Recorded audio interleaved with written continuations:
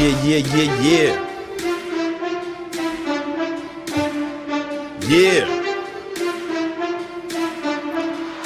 Come on now. You know what it is. It's another episode of the Victory Talk podcast. This episode, we're going to focus on changing your life in the next 6 months, because it's about little less than 6 months until the end of the year, about 5 months, right? You can change your whole life between now and the end of the year if you focus and if you pay attention to this episode. This is one you want to take notes on. All right, let's get it.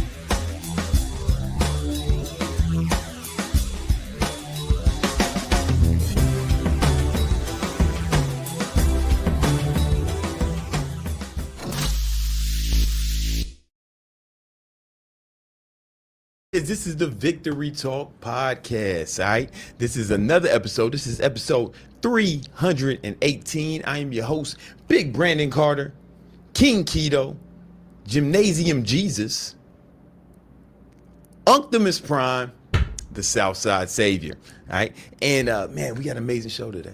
We got a lot planned. We're going to focus on changing your life before the year's over.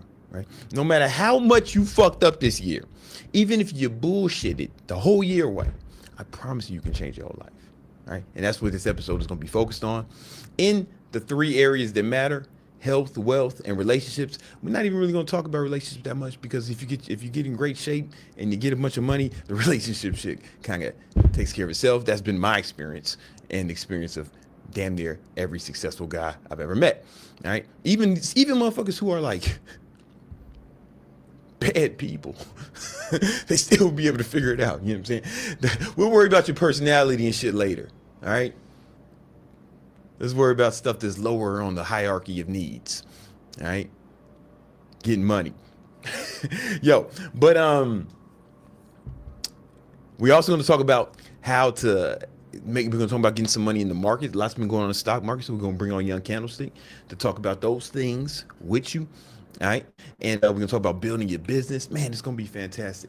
It's going to be fantastic. Before we get into any of this, I'd be remiss if I failed to mention that I'm doing a live training on Sunday. All right. Not this Sunday, the Sunday before next, right? Where I'm going to be showing you exactly how to grow your online fitness business.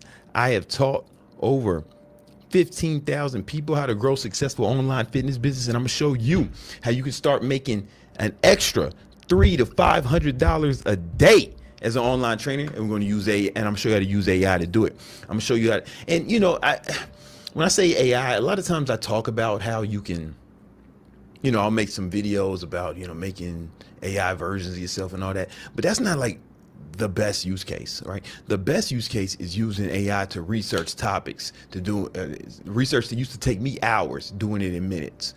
Using AI to edit your videos so you can start pumping shit out faster, right? Using AI to actually grow your following and get more clients. You know what I'm saying? To help you make sales, right? So you can make money, right? Those are the best use cases of AI, not like AI avatars. I mean, there's a time and a place for those things, and I've definitely used them, but the more ubiquitous these things come, the more people want a real person. You know what I'm saying? And we're going to use AI to amplify you, right? To take you to the next level. It's going to be 100% free. I want you to click this link and register. I'm going to show you how to start making an extra $300 to $500 a day, like immediately. Like if you watch this lesson, if you attend this class, I promise you'll be able to walk away with extra $300 to $500 a day. And I'm not even going to sell you anything on this one. Nope. I'm just going to be dropping game, right? Giving value. And the reason I'm giving that value, because I know, hey, man, there is going to be a certain percentage of you who are going to want more help from me and those people, I'll have something to sell them, right? And maybe it's you, right? If you're fucking smart, if you got some brains, or you can just take the free shit and start making an extra $300 to $500 a day off the lesson I'm gonna give you, right? So click the first link in the description, and you can be a part of that. You do not want to miss out on that opportunity, all right, man. All right, guys. You can change your whole life in the next 5 months, right? Christmas is about 5 months away, and that's enough time for you to lose fat, a substantial amount of fat. That's enough time for you to start building some muscle. That's enough time for you to start your business, start making money. That's enough time for you to double your income, triple it if you go super hard. That's enough time for you to move somewhere else, to switch locations, switch industries. That's enough time for you to learn a valuable skill. You can actually change your entire life and reinvent yourself before the end of the year if you act now. Because people overestimate how much they can get done in a week. You've done it before. You had all these huge plans, shit you wanted to accomplish, but and maybe you set a big goal for the week and you didn't accomplish it. But that's because people overestimate what they can do in a week. And they underestimate what they can do in a few months, in 5 months. It's about consistent action, right? And take it from somebody, man, who's changed his life many times, went through many reinventions, metamorphosis, evolutions, and helped over 15,000 people do it,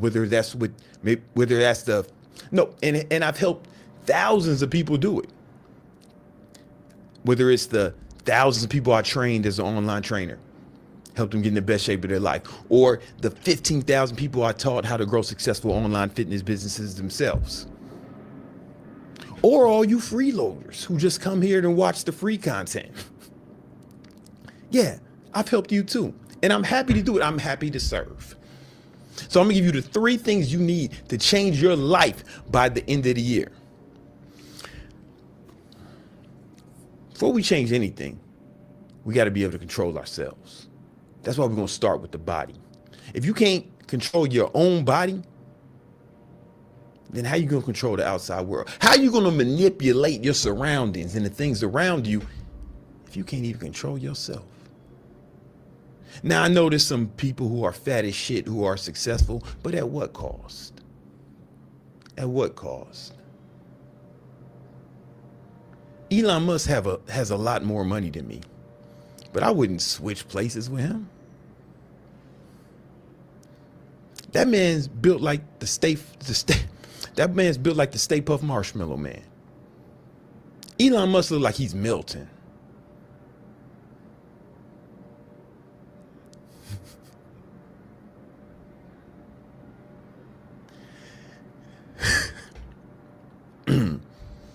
I wouldn't trade places with him. Most of y'all wouldn't trade places with him, even though he's like super rich, super successful. When I look at his Twitter feed, unintentionally, he boosts that shit. That should be showing up. I don't even follow him. He seems really angry. That's because it's difficult to have real happiness and real peace if you don't like yourself. You can accomplish all these things in the outside world. You can have a super successful business. You can have a whole litter of children. You can be the richest man in the world, but you still might not have inner peace if you don't like who you are. And the easiest way to like who you are is to fix your health, to fix your body. And it's not just for vanity, and it's not just because you want to look better or because you want some badder bitches. It's also because you want to look at yourself in the mirror and be proud. You want your children to look at you and be proud. I took my son on a Disney cruise. We took it like a father and son cruise. And like other kids would be like, whoa, you got so many muscles, blah, blah, blah. You're really strong. And then my son would be like, yeah, he's also my dad.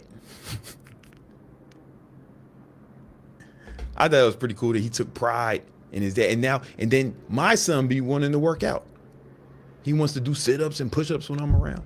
Like, what kind of example are you starting? What kind of example are you setting for him? So let's get the body under control. First thing when it comes to getting the body under control is the diet. It's always funny to me, humorous, hysterical, hilarious when people say, man, I just don't have time to get in shape. It's not a priority. Man, shut your fat ass up. You can lose that fat without even going to the gym. If you just track your diet. Matter of fact, you dieting would save you time because you eating less food, fat ass. And most of you guys saying that, y'all not more busy than me. Y'all not working 80 hours a week, running multiple businesses, starting new businesses as we speak, while running the social media empire and flying to go see his son. You're not flying across the country to see your son every other weekend. You're not taking 100 flights a year like me. Man, shut your bitch ass up. You just a punk. Let's end that today. From now to the end of the year. Let's get your diet under control. All right, so almost all of y'all need to get ripped. I don't care if you want to build muscle, you want to be stronger. Most of you guys need to get ripped before you try to put on any muscle. Because as soon as you get ripped, you'll immediately look better. You seen Creed with Michael B. Jordan? Michael B. Jordan is like a little shorter than me. He's like 6 foot tall. And in that movie, he was like 180 pounds. But he looked fucking ripped and shredded. Here's the thing. Soon as you start getting ripped, you actually look bigger. Because you start to get the cuts in the arms and shit. You start to look more shredded. Your waist gets smaller. Your shoulders look broader because it's the proportion. It's that hip to waist ratio. Even if you kind of skinny. A lot of times when I'm cutting, and a lot of times when I go on a cut and I lose a extra body fat and water weight, people will be like, hey man, did you get bigger? No, people will be like, hey man, no diddy, but did you get bigger? And I'm like, no diddy to you too, sir. I did not get bigger. I actually lost weight.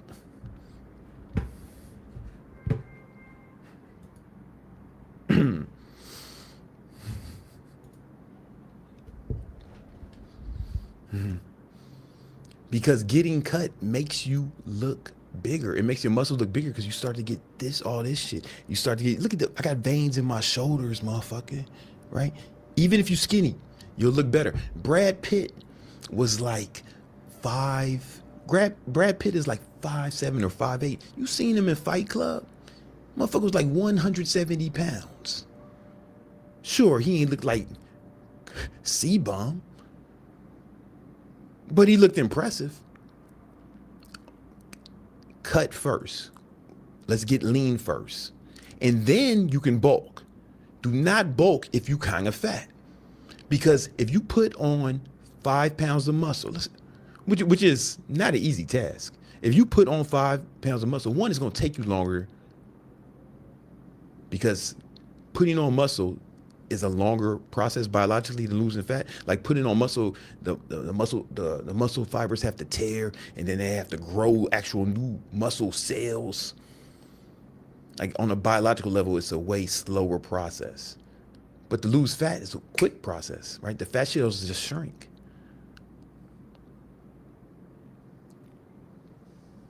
But if you put on 5 pounds of muscle while you got a bunch of fat on you, it will almost be unnoticeable to the untrained eye because you still got that layer of fat over that shit.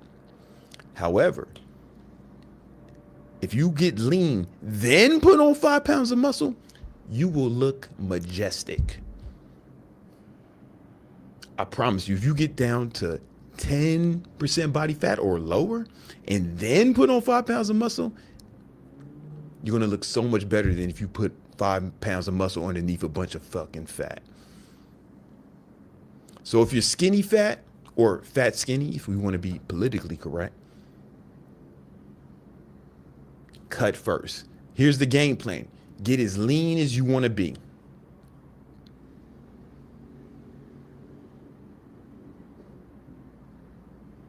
Get as lean as you want to be. Get like 10% body fat or lower.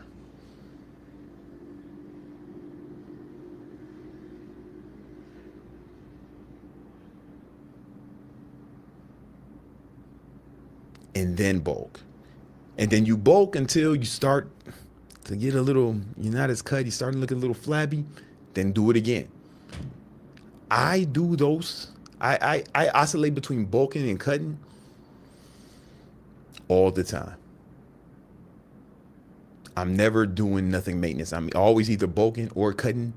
No maintenance, no reverse dieting or any of this fucking yuppie shit. I'm bulking or cutting. I've been doing that. I've been exclusively in one of those two zones for the last 20 years. I'm 43. So I've been lifting weights and training myself and others longer than most of y'all been alive. Now here's how you do it. When we're cutting, you're going to take your body weight in pounds, multiply that by 10. That's how many calories you need to get each day. If you did nothing else, you would lose fat. I promise you. If you did nothing else, you lose fat because your body burns more calories than that just keeping you alive. For example, I'm a little lighter than 200 pounds now, but for simple math, let's use when I was 200 pounds to keep the math simple for you dummies. When I was 200 pounds and I started this cut, I took my body weight in pounds, multiplied by 10. That means I got 2,000 calories per day. But my maintenance is like close to 3,000, right? A crude way of calculating your maintenance calories is your body weight in pounds times 15, which would be 3,000. That's obviously not 100% accurate, but that's a good back of the napkin math. So you're going to burn more calories than your body weight in pounds times 10 just staying alive, even if you didn't do any working out or training. And you could just do that and lose fat.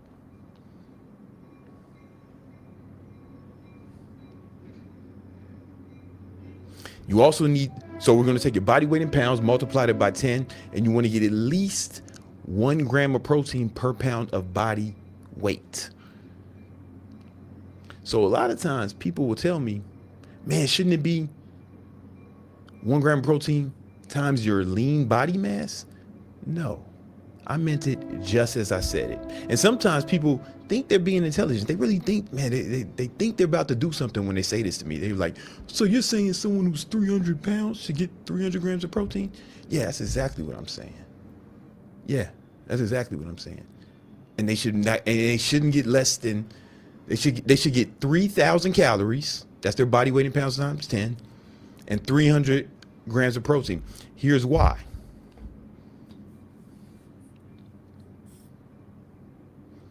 Protein is a cheat code.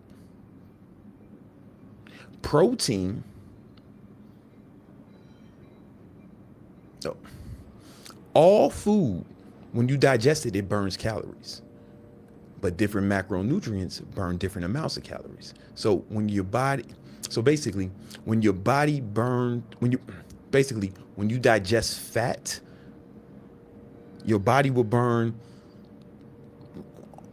around 3% of those calories in the digestion of that fat.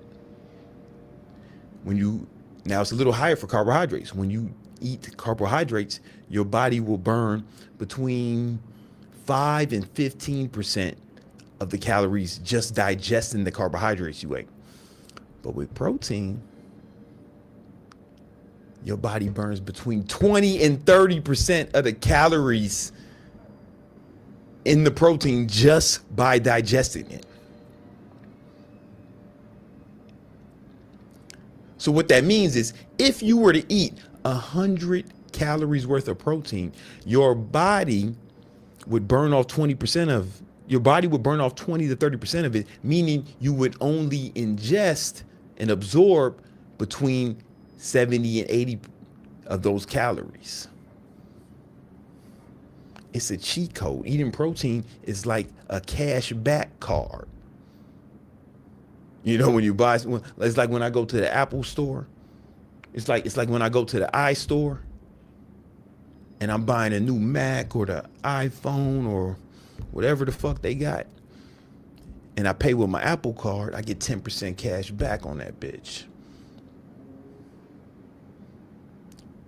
It's like that with protein, but you, instead of 10% cash back, you get 20 to 30% cash back. So the fat motherfucker would benefit a lot from getting 300 grams of protein.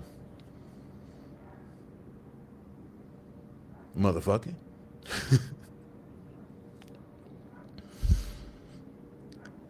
That's all you need to do to get lean. If you want to take it to another level, then you can do, then if you want to take it to another level, get 20,000 steps per day. That's going to be a few hours of walking.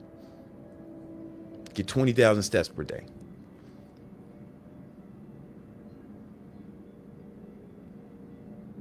If you do that, you'll burn another 1,000 calories on top of it and put you in a real deep deficit. Here's the thing, because every pound of fat you want to lose, you have to burn a total of 3,500 calories.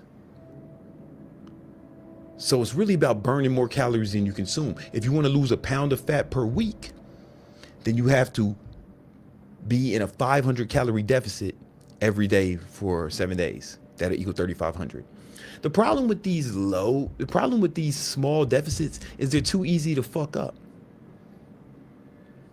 They're too easy to fuck up. Because 500 calories, I've coached people who before they came to me, they thought they were in a deficit. Yeah, I've been doing, such and such influencer told me to get into a 500 calorie deficit, so I've been doing it. And then I had him track their shit for the day. He's like, oh shit, I weighed this sauce I was putting in my food. That shit was 200 calories. I wasn't even thinking the sauce was that much. Right? Or if like a lot of times when you're tracking your macros, you're estimating shit, right? So you don't know how much oil the chef put in the food when you ate it. You don't know exactly what's in that sauce. You're making estimates. So, but if your room for error is only 500 calories, it's way too easy to fuck up. So that same guy I was telling you, he said, man, I've been in a deficit for so long, but my weight's been staying the same. Well, guess what, motherfucker? You were not in a deficit. It's too easy to fuck up. It's too easy to fuck up. That's why I'm a crazy person. A motherfucker like me, I weigh my sauces. If I'm eating, I weigh my sauces. I weigh my condiments.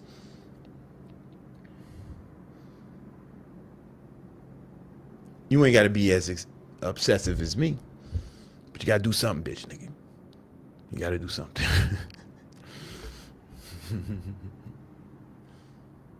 If you want to know exactly how much fat you need to burn to hit your goal, I got a free tool for you. It's called the Ripped Roadmap. The link is in the description. You can go to the Ripped Roadmap or just rippedroadmap.com. And you're going to start your free assessment. It's 100% free. You're going to click that button. You're going to input your height, weight, gender.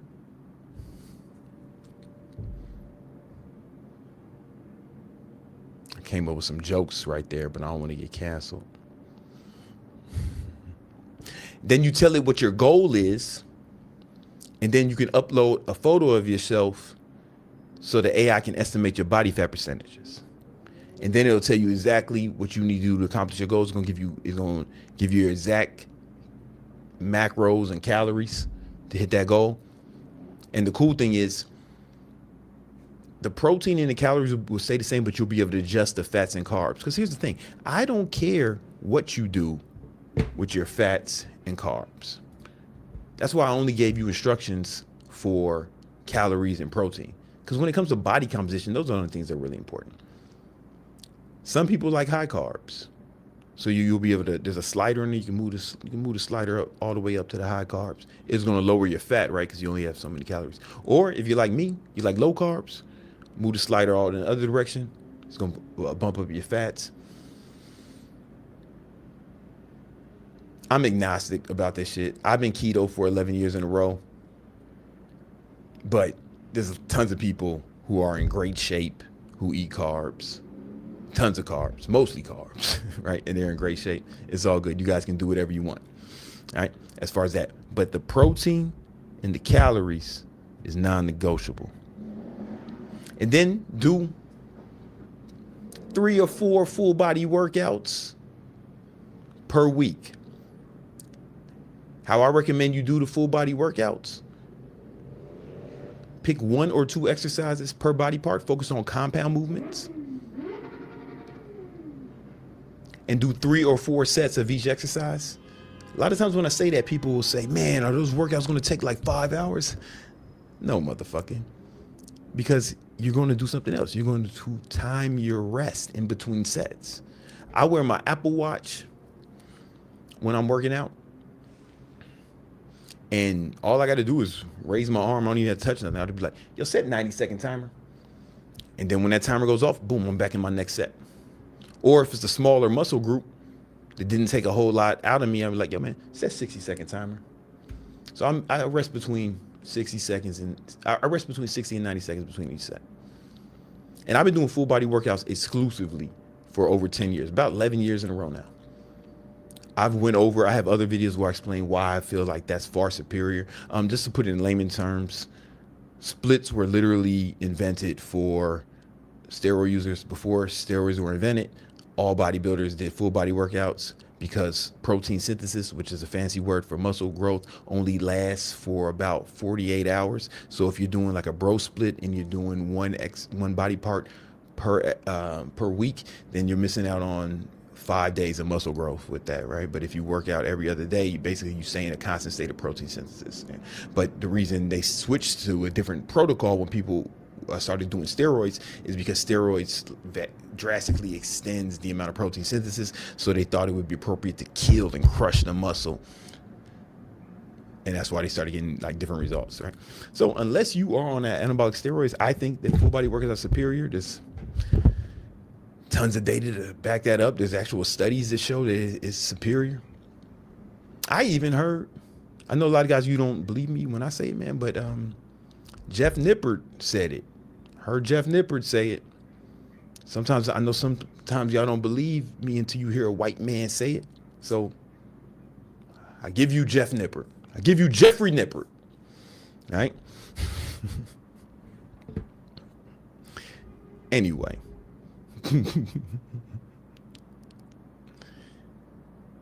And then when you're bulking, everything stays the same, except for you're going to get rid of the 20,000 steps and you're going to take your body weight in pounds and multiply it by 20. So that'll put you in a high caloric surplus. Protein stays the same. Do whatever you want with your carbs and fat. That's the only difference between the bulk and the cut is less cardio, twice as many calories. That's it. That is it. All right. You do that to the end of the year, whether you need to bulk or cut. Go to the RIP roadmap. Whether your goal is to bulk or cut is going to tell you exactly what you need to do to accomplish that.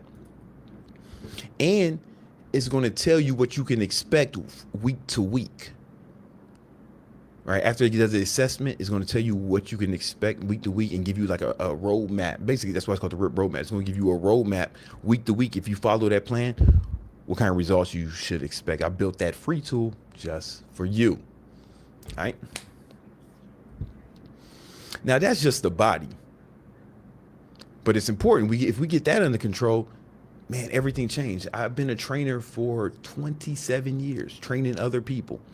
And I've seen people's whole life change once they start working out and getting their body right. Because they start to like themselves more, not just because of how they look, but because you have to keep these promises that you make to yourself every week. And once you start keeping these promises you make to yourself, you kind of start to like yourself more, right? Imagine if somebody was promised you they're going to do something all the time, but they never came through. They never came through. You couldn't depend on them. How much would you like that person over the course of years? You'd probably be, oh, this motherfucker's full of shit.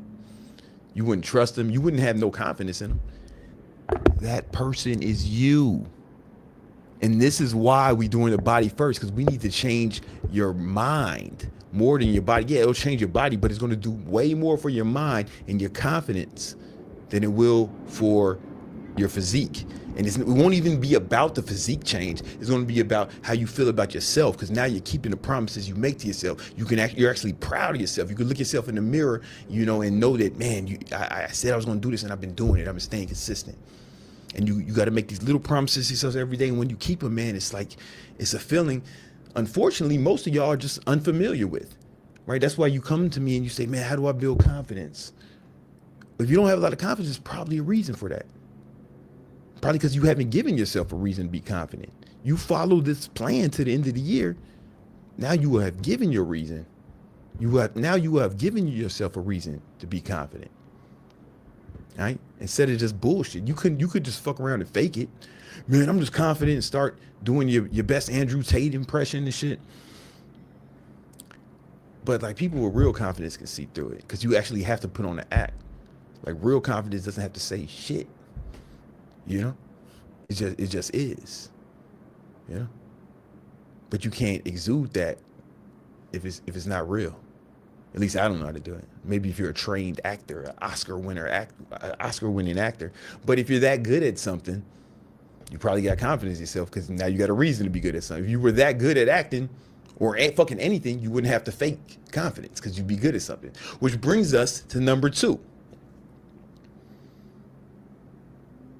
The second thing you need to do to change your life before the year is over is to learn a new skill, but one that makes money. You need to learn a skill that makes money. Listen, you an adult now. All that recreation and shit, you can do it, but we can't prioritize recreation anymore. This ain't the playground. This ain't daycare, man. It's real life. And you a man with responsibilities. People are going to depend on you if they're not already. And your job as a man is to protect and provide. Yeah, you got to be a good provider. So we need to learn a skill that makes money, right? Because here's the thing. If you want to make more money, you can't make more money. You're not the Federal Reserve. You can't make money. People have to give it to you, but they'll only give it to you in exchange for goods and services that they find valuable. So you have to have some sort of skill to do that. So first you need to pick the skill that you want to hone in on. And it could be anything. It could be sales.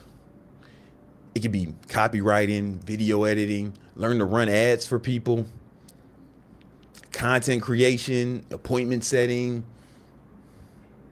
AI automation, website building. I don't know if I get into that right now. Maybe you can be an AI.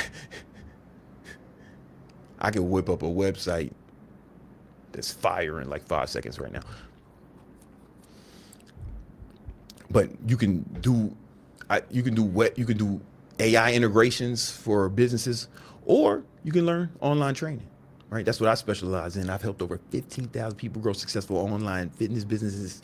And that's how I made my first million, the first of many. But the first one, never get your first time. And that was from online training. But it doesn't matter what you pick. The way to go about this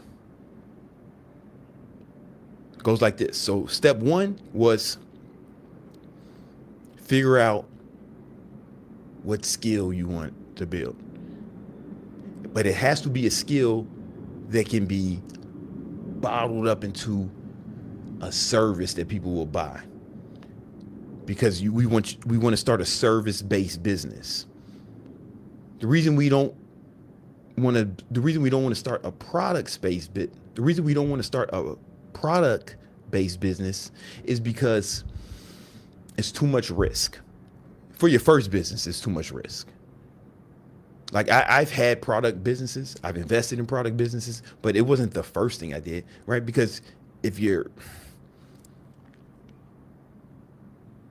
risk is so high, right? The startup cost is way higher. And then the overhead is way higher. You got to have inventory. You got to store that inventory. You got to have it shipped to people. And there's just way more moving parts.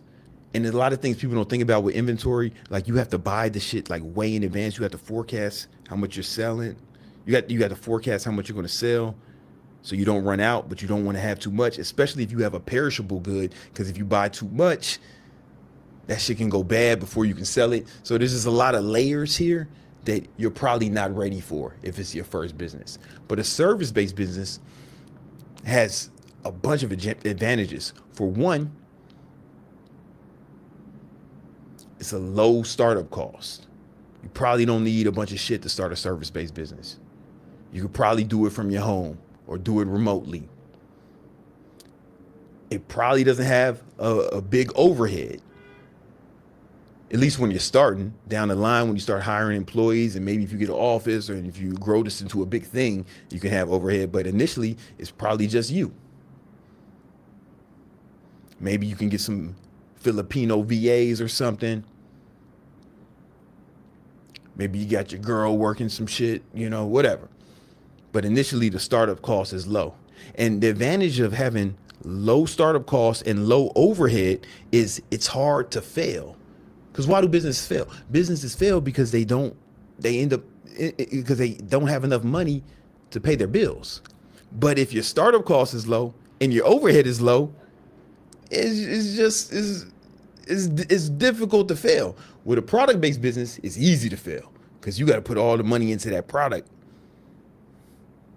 And now you got to sell that shit or you got a business. With a service-based business, if you don't make any sales, there's no overhead or not a lot of overhead. So it's like, all right, man, we'll do better next month. Right. And that's why it's advantageous to do that for your first business.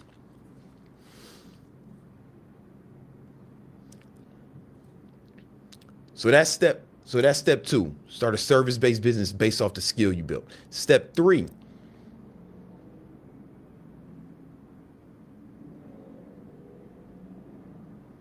We need to get good at this shit.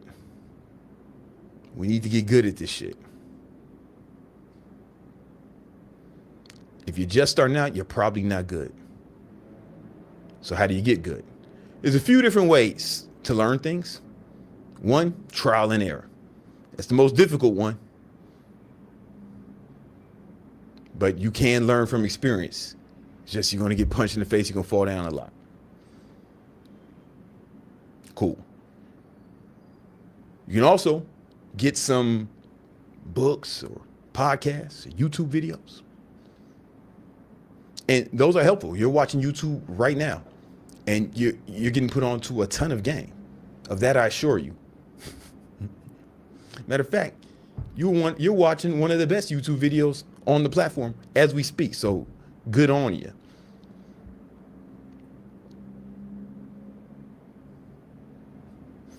Next one, you can buy some courses and stuff. Those stuff, I bought tons of courses. I buy courses now. I still buy courses. It's always like makes me smile a little bit when I buy a course from somebody who I make like way more money than me. I'm sorry. It's always funny to me when I buy a course from someone who I make way more money than. Like I'll be super more successful than this person, been doing it longer, but he or she may have some knowledge and may have domain expertise in something that I need to get better at, and I'm totally down to humble myself and here's the card. Let me get this course and see what I can learn. Like I do it all the time. I buy like tons of courses every year.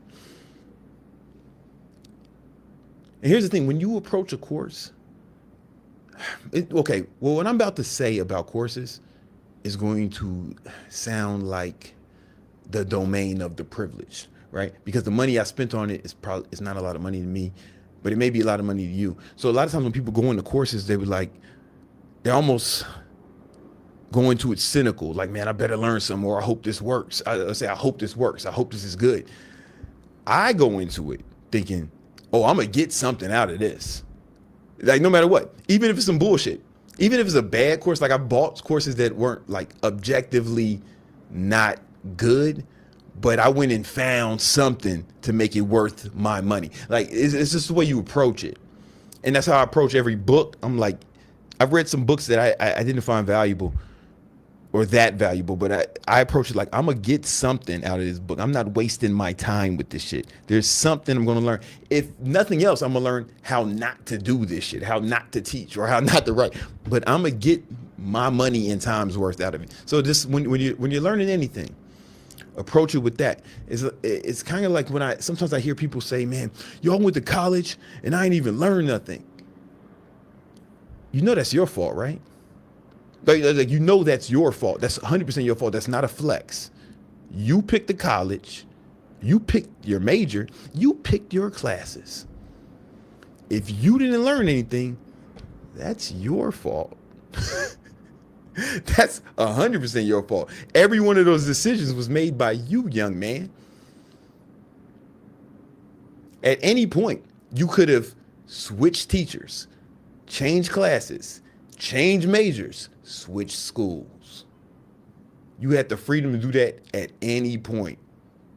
If you went 4 years to a university and you didn't learn nothing, that sounds like a skill issue, Playboy. That's what that sounds like to me. So I just approach everything like, no, I'm gonna get my money's worth. I'm gonna learn something. I'm gonna get something. I once paid this one dude. He's a scammer. Like he went to jail for scamming people. And he came out and started doing social media, and he's like really famous. I don't want to say his name because I don't want to shit on him. And his sales team, they made all these promises of stuff they were going to give it, and he was doing like a $20,000 like mastermind. He spent the weekend with him for $20,000, and I was there with like 5 other people. And I was thinking about it, I was like, okay, here's the potential upside. The potential downside is I waste my time and 20 grand. All right, I can write off the 20 grand. So that's kind of a wash, right? Because if I don't spend this 20 grand, I got to pay for taxes. All right, so whatever. And, spend the weekend, whatever. Worst case scenario, I spent the weekend in LA, right? But I was thinking the upside, if he gives me half of what he promised, I can make it happen. Well, he did not give me half of what he promised. It probably wasn't even 10%. But I went into it like, no. I am going to extract $20,000 worth of value. It may not be the value he said it was going to be, but I'm going to get $20,000 worth of value out of this. And I did. I can't tell you exactly why or who, because I don't want to give too much away about who it is, because I don't want to shit on this person. I don't even think this person meant to scam me. I think he's just amoral. I just don't think he has more. I think that part of his brain doesn't work. Like, were you supposed to do the right thing? Like, and I don't mean that even mean in a disrespectful way, right? It'd be like making fun of somebody or clowning somebody who had like who was blind or something. Like that's what it would be like with this guy. Like, I don't think that part of his brain clicks. Anyway, like it's a handicap. Like I think he's handicapped. I think he's morally handicapped. Anyway.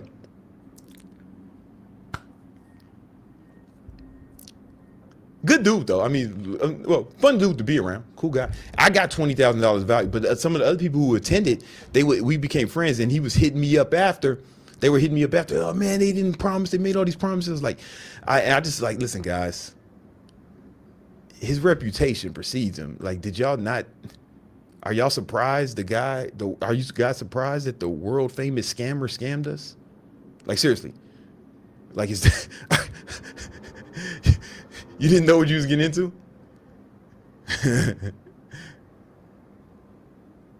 That, like, I was surprised that they didn't have I thought these guys at the house, I thought they would have the same thought process as me.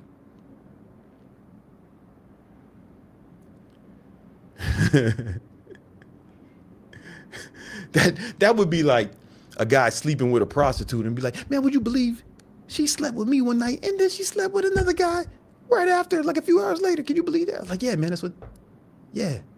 Yeah, I believe that's her job, man. That's what she does. What do you think is going to happen? Or that's like these people who get bit by their, like, everybody's got a pit bull and the pit bull goes crazy and eats somebody in the neighborhood. Like, yeah, man. Pit bulls eat people. Everybody knows that. That's not fucking. Is anyone surprised that this pit bull ate somebody? Like, isn't that what they do? Anyway, I digress. Go into these things learning, not saying, I hope this shit is good. I hope it works for me. Go into these things thinking, I'm going to get the value out of it. I'm telling you, because you'll approach it from a way differently and you'll get the value. You'll get some value. Maybe not the value in it, but you're going to get some value. All right. Now, here's the thing about courses and books and podcasts, or even, much to my chagrin, YouTube videos. They're great supplemental learning, but we can't rely on those things. We just finished the World Cup. Spain just won. I promise you, nobody who played on that World Cup field, is that what they call soccer, a field? Is it a field or is it a... I think it's a field. Anyway, I promise you, nobody who played in the World Cup learned how to play soccer from watching podcasts or reading books. Maybe these kind of things were supplemental, right? You could definitely, I'm not saying that podcast, books, YouTube videos are invaluable. Of course, I'm not saying that. I'm saying nobody relied on that to become a world champion. Not one of them. Right? So if you are really serious about taking the next level, it's very important that you get a coach. I don't know anybody who's accomplished anything big without like coaches or mentors, whether it was like a parent who really helped them, right? Like Donald Trump's dad was a multi-millionaire, so he had that motherfucker there. You know,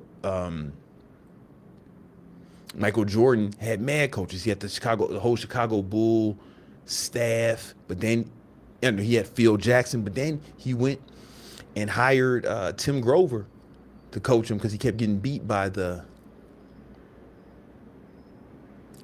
Detroit Pistons, Isaiah Thomas and them. He kept getting beat, so he said, I need to get stronger because they was playing a real rough form of basketball. So Jordan had to hire Tim Grover. Tim Grover wrote one of my favorite books called Relentless. I like it so much I got it tattooed on my arm. I might be the only person you ever meet with a book tattooed on their arm. Anyway, Jordan started training them, making them stronger.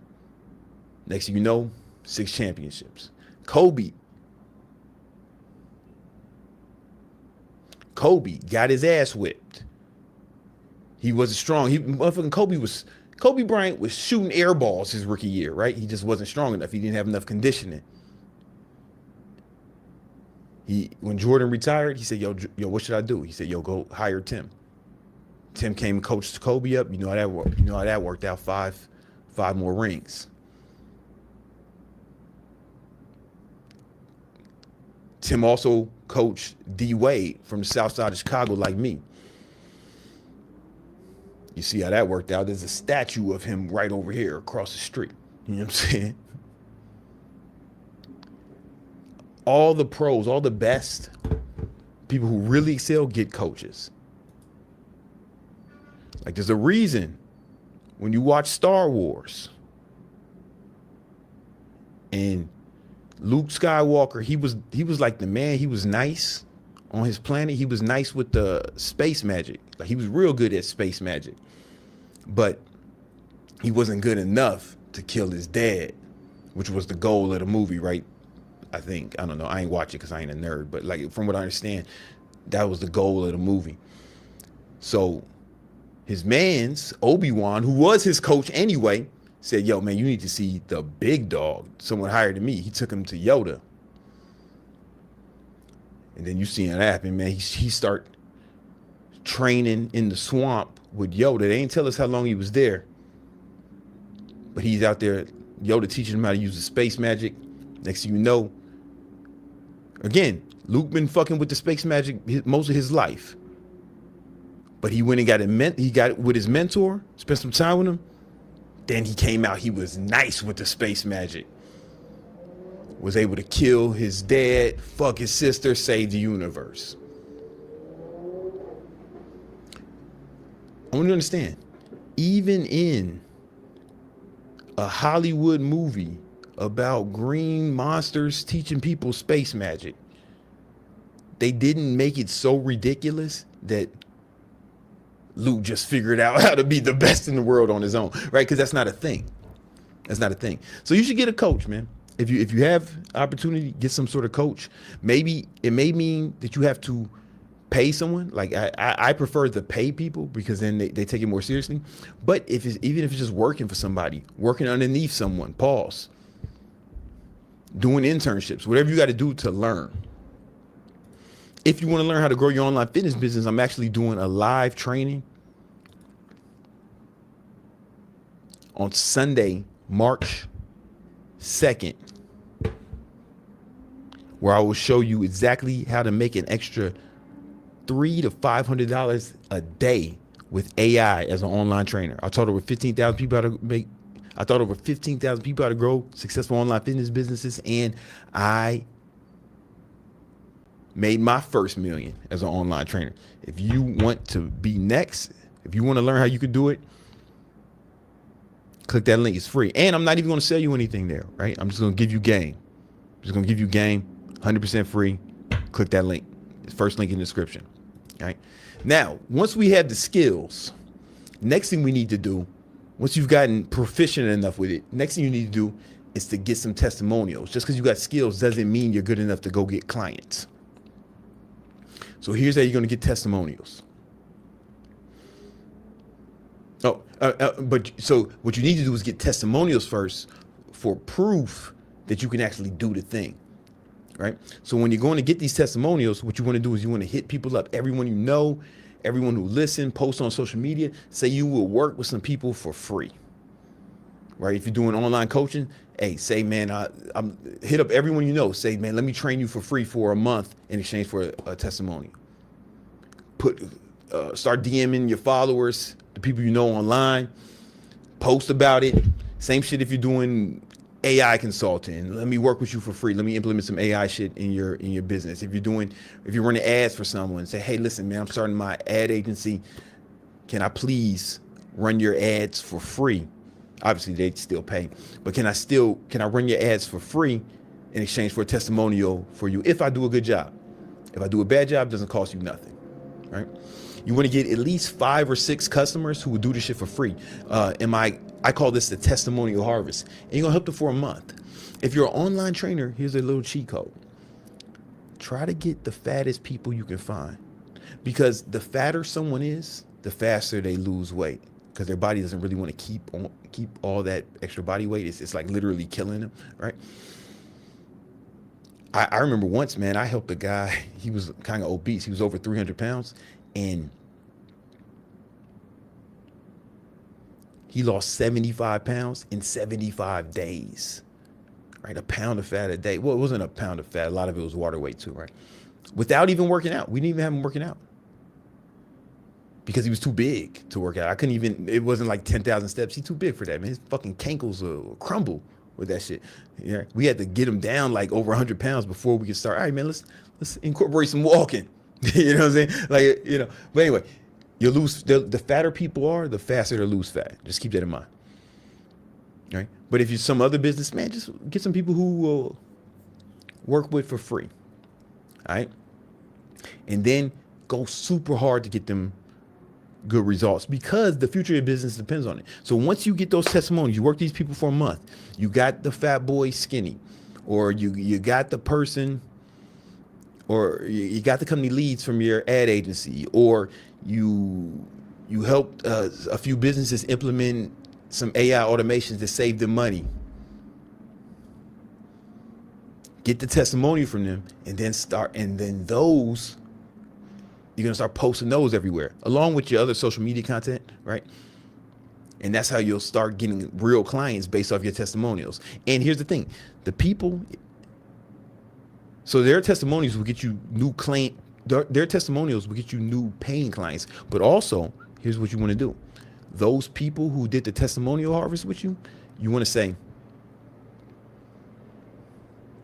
hey, I really enjoyed working with you. I'm glad we got some good results. If you would like to continue working together, I will continue working with you for half the price that I'm charging everyone else, just because you were one of my founding members. If you did a good job, almost all of them will say yes. So when I teach this in my, when I teach this in High Ticket Trainer, where I teach people how to grow their online fitness businesses, a lot of times these are their first clients. They get their first paid clients after the first month, right? Because it's people who they've already helped, and they still got a ways to go, because you can only make so much progress in a month. But they want to stick around as a result. All right.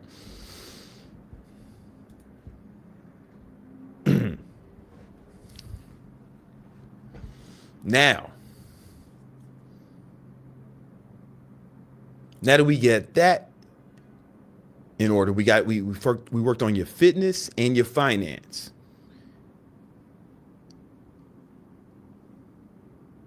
In fact, you should be able to accomplish all of those in 90 days. Like in less than 90 days, you should have your first client if you did that. And 90 days from now, if you did all the nutrition and diet and exercise stuff I told you to do, you should look like totally different, right? But that don't mean we stop. We need to keep pushing it, right? Because the gains start to compound, the success starts to compound, right? But in order to do that, you're going to do number 3, which you're going to have to build a system and eliminate distractions, right? Motivation will not last you 6 months in a fucking row. What you need is structure. And we need to plan out your goals in a way where it makes a lot of sense, where you have structure every day. And here's the thing. I don't think I put it in the...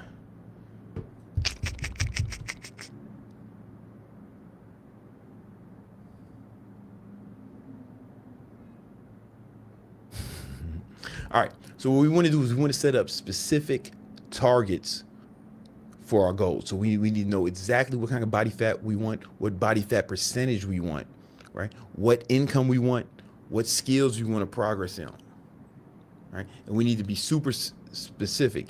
And we want to break that into monthly targets, and then break those monthly targets into weekly targets, and then break those weekly targets into daily actions. All right. So I have something for you. I was hesitant I was going to show it. Give me a second. I'll pull it up. I wasn't going to do it, but I kind of just thought about it. And it probably won't be in the description now, but I'll add it later for you guys. Maybe I can tell my girl to add it. Once again, hold on, I want to pull something up. This is going to help you out a lot. Let me get to it. Hold on. Just bear with me, everyone.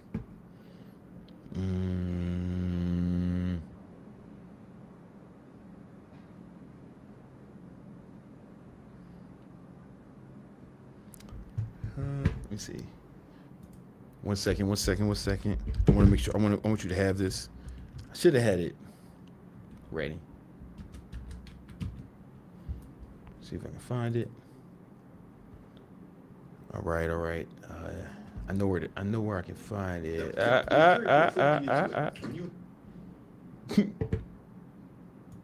One second. All right, hold up.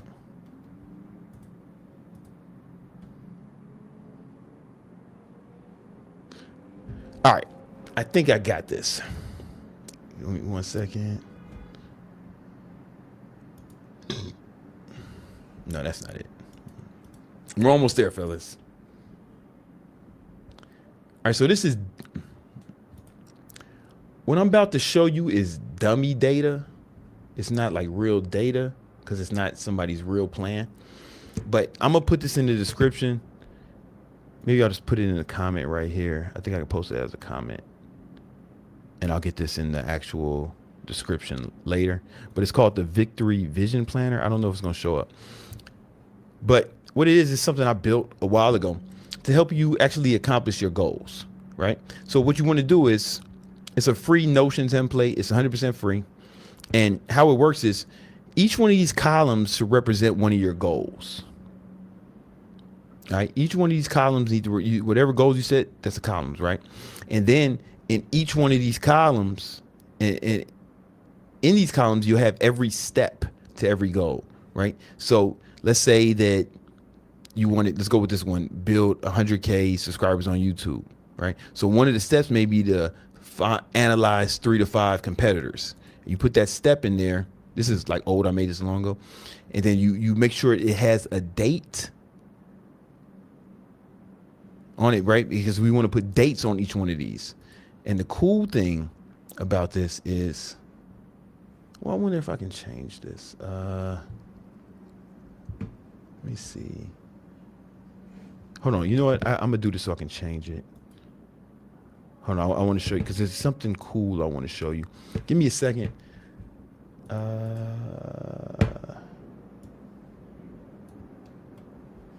If I can find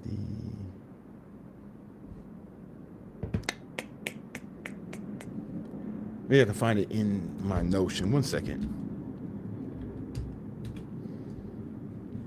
Give me a second, guys. I apologize.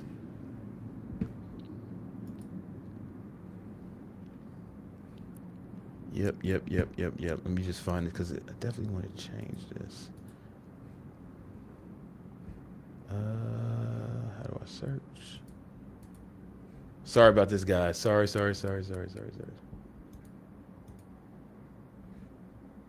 Okay, cool. I think I got it. Okay, I want to change this real quick. And let me just go into Notion AI so I can just show you just the right way. Change all the dates to 2026. All right, I'll put it right.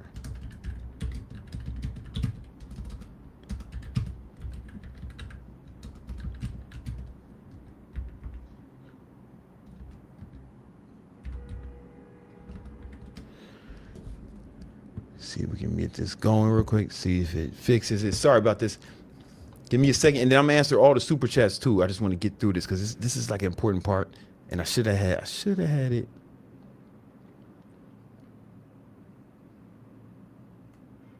Ready, but we are where we are. All right, cool. Let's go back to this.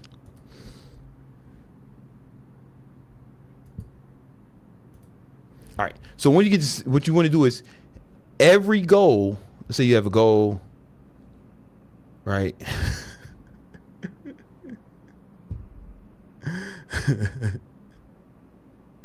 Right. And let's say whatever your goal is, right? 100K per month in rev, right? Maybe you want to buy a Lambo, get the 10% body fat, right? Whatever your goals are, right? What you want to do is you put a deadline to each step, right? And then you can look at what's due this month.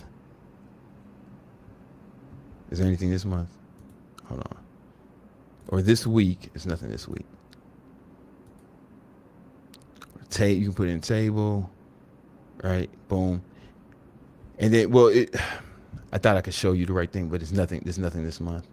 And you can see the progress, right? What's not started, what's big, what's gone, oh, right? And you can make moves like that, right? And this way you can actually rank everything, all right? If you need to get an LLC, whatever it is, whatever your steps are, you can plan them all out. You know what I'm saying? Anyway, you guys are gonna get that. You can get a copy of that. I think this is the one I'm editing is the V1. The one you're gonna have was the one I showed you before. But this will help you like plan everything out, because a lot of times I'll be like, yo, you got a plan? I'll ask people, you got a plan to accomplish your goals? And they'll say, yeah, I kind of got a plan. I'm like, is it written down? And they'll say maybe less than half of them will say yes, it's written down. I mean, now say, okay, of the half that's written down, I'm like, do you have it laid out in steps with deadlines for every step? And all of those people will say no. Almost all those people say no. And that's why most people fail. Like, it's a big reason why most people fail. I'm just gonna be real with you. Because they don't plan right. You get what I'm saying? But once you have a structure and you got your shit planned out, it's kind of hard to fail. Because now all you got to do let me go back to this one because I think I fucked up the other one. But now all you got to do is once you have all these steps, right? Now you want to put in your calendar not the deadlines, but when you're going to do them. There's a difference. You don't want to put in the deadlines because that just means when it's done. I want you to put in your calendar when you're going to do this. So in each one of these steps, you want to think, okay, let's say I got let me pick something on here. Research relevant keywords, right? Then not only here you can put shit in here, but you want to estimate. Okay, you want to estimate how long that's going to take. Go to your Google Calendar, and then plan it in your calendar when you're going to do it. Which brings me to the next part of this is you have to plan every hour of every day in your calendar. Everyone I know who ever done this, they start getting staggering results. 100% of them accomplish more in the first 90 days. No, in the first month. Most of them accomplish more in the first month than they did most of the year prior total. Because now we're optimizing our time. We're actually making shit happen. Where right now, you guys got enough time to accomplish your goals. You just be bullshitting. Like every guy say, oh, it's just not enough time. I don't have enough time. I don't believe you. Like I see these people. I see these people. And maybe you believe it, but I want to kind of squash that belief for you right now.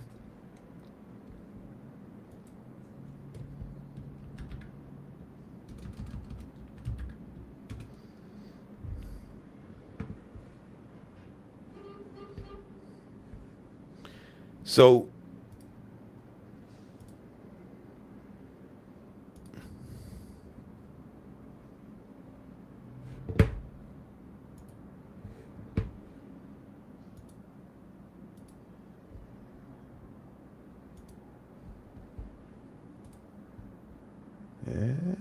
okay.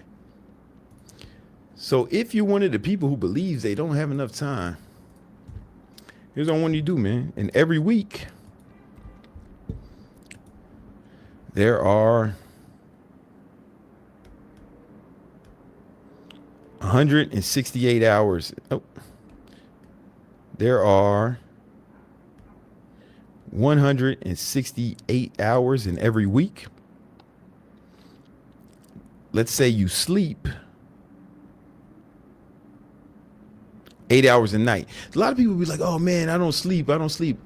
When people tell me that they don't sleep or they feel like they gotta sacrifice sleep to accomplish their goals, I'm like, nah, man, you just undisciplined. Like, there's more than enough hours. You're not busier than me, bro. Like, of that I assure you. And I get 7, 8 hours. I get 7 hours sleep a night, but that's what my body won't sleep longer than that. But let's say you get 8 hours of sleep, man. No problem. Right? Hold up.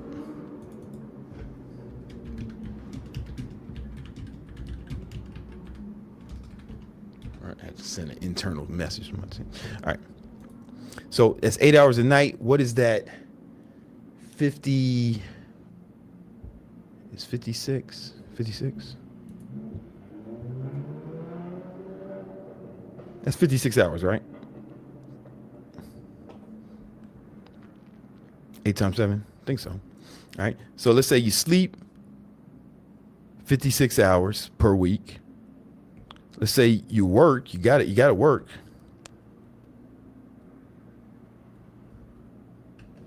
Let's say regular job, you work 40 hours a week. Oh, what about my commute? Hey, asshole. Your commute better not be more than an hour a day. If you commute more than an hour a day, you're doing it wrong. You're supposed to move to where the jobs are, not live a fucking you're not a nomad. You know, even migrants and illegal immigrants got enough sense to move to where the jobs are. So I'll give you an extra 5 hours a week. If your commute is more than an hour a day, you need to move. You're supposed to move to where the jobs are, dumbass. Anyway, we're going to call that 45. All right.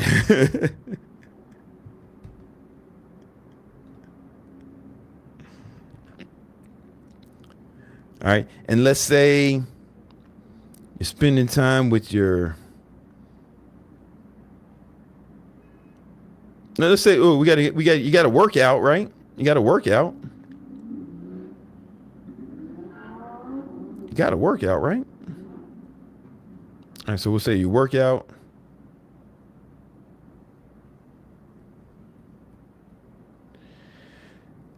You motherfuckers ain't working out 7 days a week. You bitches. So, but I'll give you 7. I'll give you 7 hours a week. All right.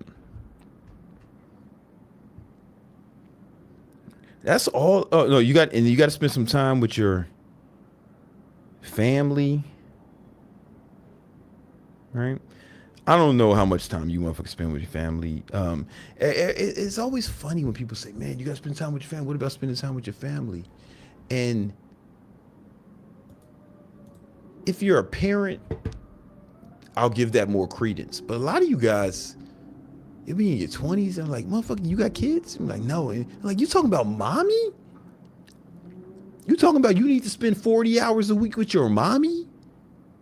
Hey, man, you spent enough time with mommy. That's why you sound like a bitch right now. You probably spend too much time with her, right? She wants you to go out and be a man. Now, if you got some kids, I'll give you that. Kids can be time consuming for sure. And in a good way, they're a blessing. But I think people embellish how much time they spend with their kids. I'm gonna just be real with you. Like, especially unless you got like toddlers or infants and shit. It's like, yo,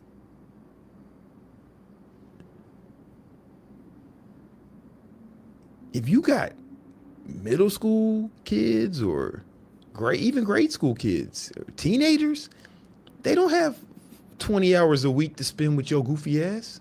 They got school, they got after school programs, they got homework, their own friends, sports. Yo, man, your motherfucking kids don't have 20 hours a week to spend with you, man. Like, your kids are busy. And if your kids aren't busy, well, that's that sounds like a parenting skill issue, right? You're actually setting yourself up for some trouble. You could look at the research on that. Idle hands are the devil's workshop. You got to keep the motherfuckers involved in shit. But I'm gonna give you 20 hours a week with your friends and with your family. And when people say that's not enough, and then when I hear people say that's not enough, some people challenge me on that. That's not enough, and I'll say, well, how many hours are you spending with your family now? Then, if that's not enough, and they can't even tell me, I'm like, oh, it's so important. You have no idea how much you do it. That's how important it is. You don't even you don't even know how much you do it. Is that important? All right, cool, man. No, I get it. That makes a lot of sense. That makes a lot of sense if you don't think about it. All right. So all right, so let me get rid of this, right? So if we were to add all this up, this would equal even me giving you the max of family time. I don't think you motherfuckers are spending that much time with your family. That is 128 hours. If we subtract that from 168,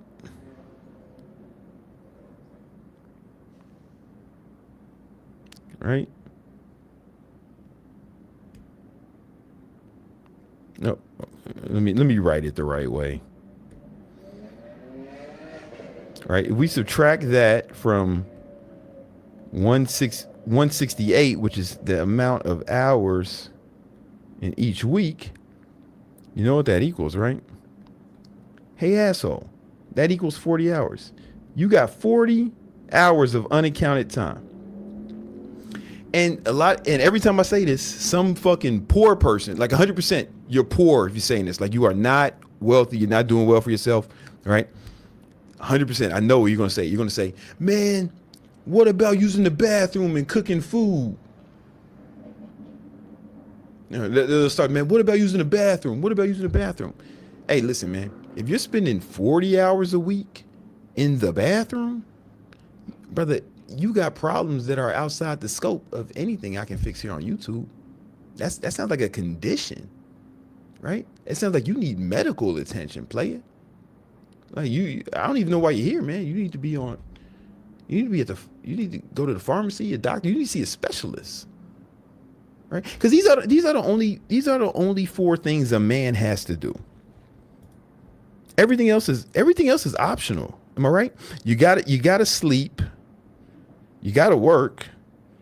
You gotta work out if you call yourself a man or if you identify as a man. Shout out to all the stud homies out there.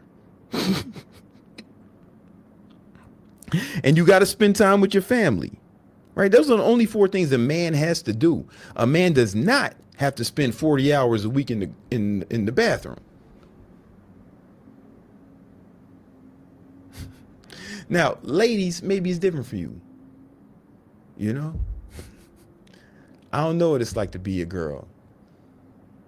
And you get canceled for telling women what to do. So listen, ladies, if you got to spend 40 hours in a week in the bathroom, so be it. What do I know?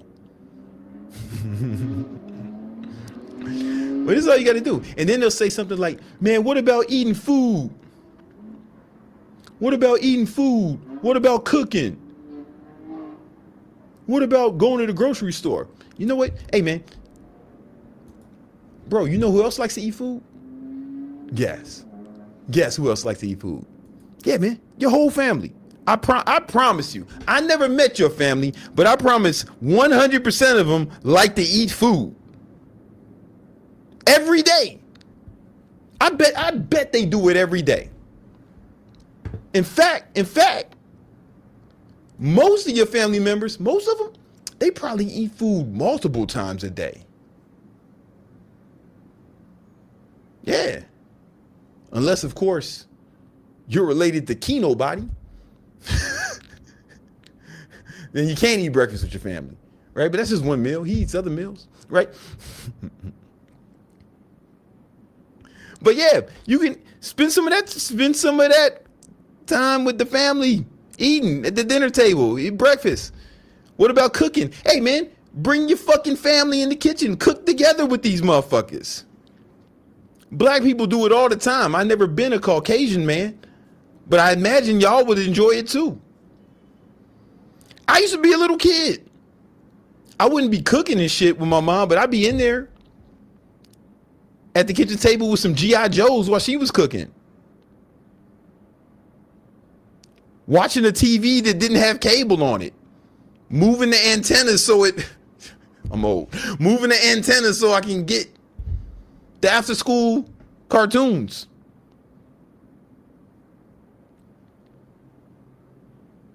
My mom was right there, cooking me something to eat after school, man. We spending mad time together. She'd eat something too. Yeah.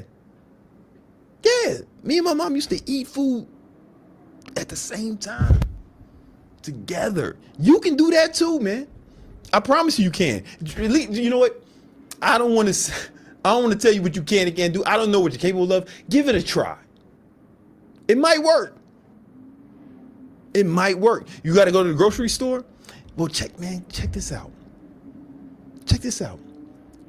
Every time I've been in a grocery store, every time, they have these things where you can they're apparatus, they're container apparatuses with wheels on the bottom, right? This way, you can push these, they call them a cart sometimes. You can push them, and then as you decide on what groceries you want to consume with your family, you put it in the cart. Now, check this out. This is the coolest thing. I used to love this when I was a kid.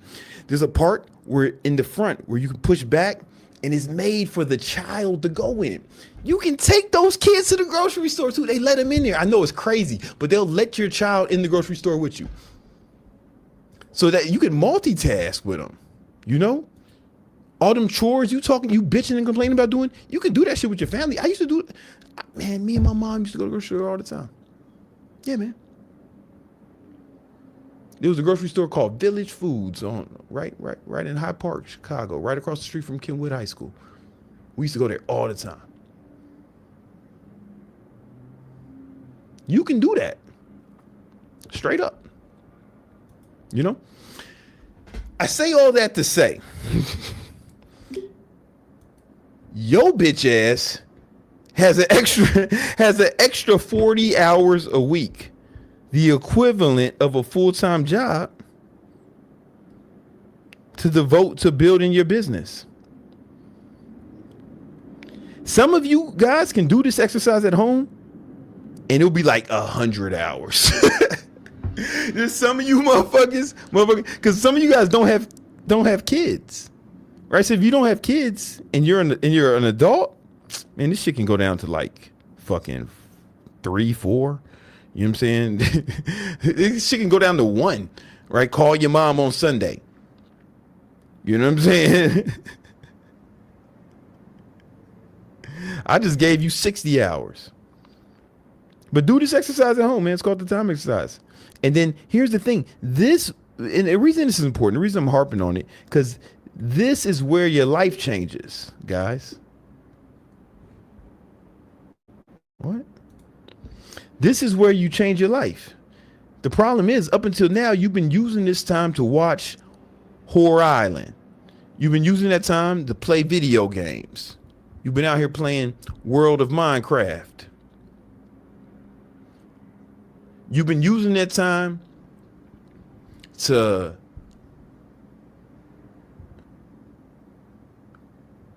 watch OnlyFans. You've been using this time to bullshit. You've been devoting this time to Call of Duty weed smoking sessions with your other poor friends. But like, this is the time this is what you're gonna use for freedom. But the problem is, you gotta have it structured. Because even if you don't deliberately try to waste that time, you're going to just accidentally squander it if you don't plan every hour of every day in your calendar. You got to plan every hour of every day in your calendar. And the way you do that is, first, you structure the things in your calendar, make them recurring tasks. I have videos on it. Maybe I'll put one of the videos on that in the description. But you schedule your recurring tasks, like when you're going to go to sleep. You should be going to sleep and waking up around the same time every night. When you're going to work out, those are recurring tasks. Put that in your calendar. I have my meals in there. Like, straight up, I got my meals in there. I got other recurring tasks, like different recurring meetings with my teams. different shit I got to do. And then you can put in stuff you want, right? You want to spend time with your family, like plan that. I have my family time put in my calendar. Like I typically know exactly how much time I want to spend with my son every month. People like to make fun of me when I say that. They be like, "Oh, time's up, son. You gotta go." I gotta go, man. See you later. It's not like that. Children, here's the thing, man. A lot of people don't know this, man. Children, especially small children, they got bedtimes. They can't just stay up as late as they want. They got bedtimes, man. They got shit to do in the morning. At least my son got shit to do in the morning. So he can't just stay up night. And then, so I plan around his schedule like that. If me and my girlfriend make plans to go somewhere, like she'll put it in my calendar or I'll put it in the calendar, Like it's choreographed. Everything I care about is in the calendar. If I don't care about it, then it's not in my calendar. And here's the beauty of that is, once every hour of every day is accounted for, you'll accidentally get rid of all your bad habits without even trying. You'll accidentally get rid of almost all your bad habits. Because you're not going to put gooning in the calendar. You're not going to put World of Minecraft on the calendar. You're not going to put get shit-faced drunk on the calendar. It's just not going to go in there, right? It'll be like a crowd out. So when I stopped drinking and consuming recreational drugs, I didn't even have a problem. I wasn't even trying to quit. I was just so busy. My calendar was full. I just didn't have time for it. And then like a year went by. I was like, oh, damn, I haven't drank in a year. I hadn't even thought about it. I hadn't smoked the OG Zaza Kush in over a year. I just hadn't even thought about it. I legit hadn't thought about it. Most of y'all don't do that. So for example, get all your recurring stuff in the calendar. And then every week, you look at your Victory Vision Planner, see what's coming up that week, and then see what needs to be put in the calendar, and put that where the white space is. And then you just fill the white space up with things that help you accomplish your goals. But you got to fill the white space up. It's very important. If you do that, man, there's not a lot of ways you can lose, man. It becomes difficult to fail. Like straight up, like if you do everything I said in this video, it will legitimately be difficult for you to fail. I think you will have a hard time not succeeding under those circumstances. You would have to try or quit. All right. And that's how you can change your whole life before the year's over. It'd be difficult to fail, and you'll have people will look at. Listen, here's the thing. If you do this by the end of the year, people will look at you and they'll be astonished, because you'll be a different person. You're going to look different. You're going to feel different. You're going to have a fucking business started. You're going to be making more money. You're going to be organized. You'll probably have gotten rid of most of your like real bad habits. Your life will have some goddamn structure and some meaning. And you will feel, to outsiders, you will look like a different person. I promise you, if you stick to the script. All right. Now, again, guys, if one of the things you want to do is grow your online fitness business, I'm doing a live training on April 2nd. What? No, I'm sorry. I'm doing a live training on August 2nd at 2 p.m. Eastern Standard Time, where I will show you how to make an extra $300 to $500 a day as an online trainer using AI. Right? We're going to use AI to actually come up with content ideas, to help us create the content, to help us make more videos. I'm going to show you how you can do this, right? And help you get more clients. Because most of y'all been hearing about all these people most of you guys been hearing about all these people and all these companies making so much money and being so much more productive with AI, but you ain't. Let's end that, man. Start making some money. You'll be able to make extra $300 to $500 a day as an online trainer. I taught over 15,000 people how to do it. If you want to learn how to do it, click that link. It's the first link in the description. Register for the class. You do not want to miss out on this. I'm not going to sell you anything. It's going to be free. I'm just going to give you the game, all right? Well, that was a lot. I was knowledge maxing right there. I was teach maxing. Let's answer the super chats. I'm about to super chat max. I don't like it. Nope. Nah, it wasn't good. I listen. Sometimes you put it out there, see how it's received, but it didn't. It was a brick. It was a brick. Someone in the chat said chat max. Chat Chat max is max. not bad. Chat max bad. Yeah, Okay, not bad, not bad. yeah. All right, we have Alex. What's up, Alexander? Thanks, Brandon. I've learned a lot, especially from the book you recommended. I've suffered from MDD, but now I have conviction. I just need to focus on the system, and I'm interested in learning more. Let's go, man. I'm excited to work. I'm excited, man. Let's go. Make sure you show up for the live training on Sunday if you can, man. Next Sunday, not this one. That's what's up. Let's get it. Shout We out have to you, brother. Aaron. What dosages per weekly or daily of your stack of peptides are currently taking? Would you try? Oh, you got so excited. The Would max. you try C-Max or any other type of focus enhancing peptides? I try it if I can get it from my doctor,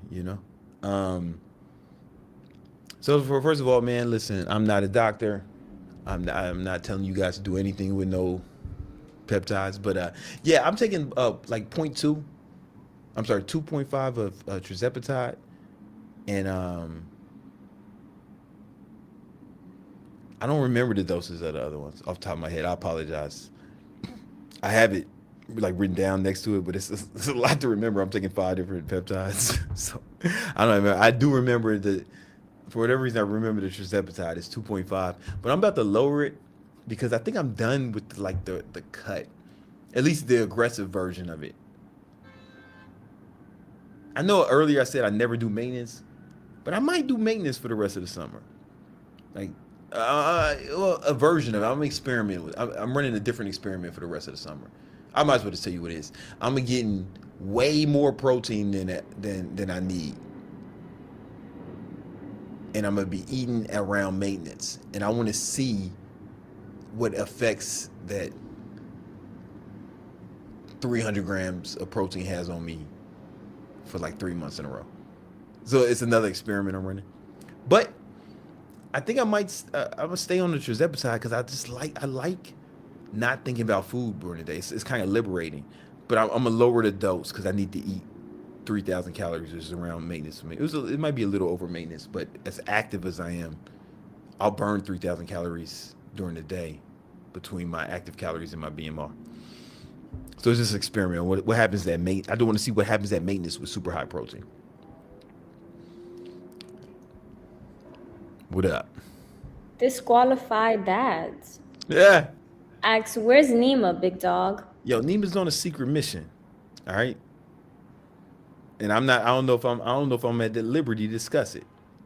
But we love Nima. You know what I'm saying? Nothing but love for that brother, man. Shout out to him. He's on a secret mission.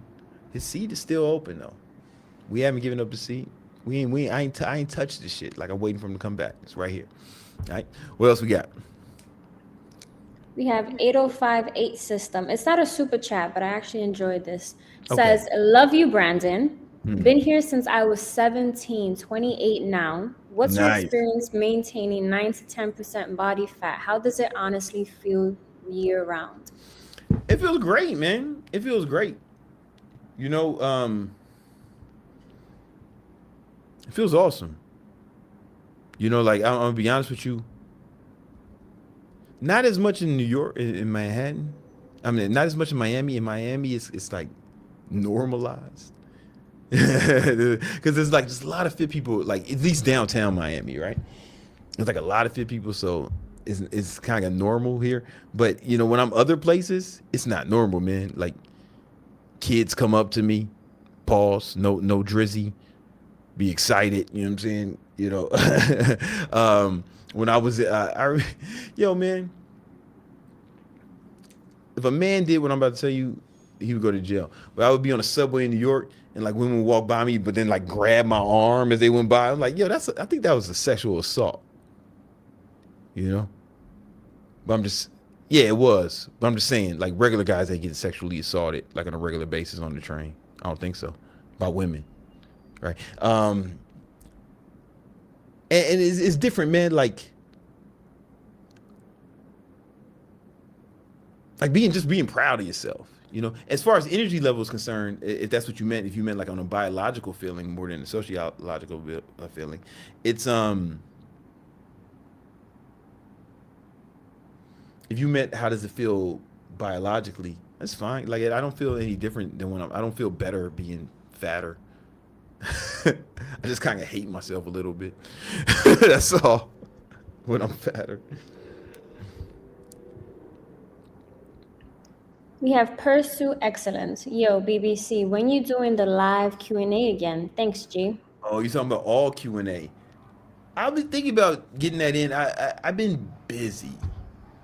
I thought about doing that again this week. Maybe I'll do it. Undo one next week. I don't know. I got to look at my calendar, man. My calendar been stacked lately.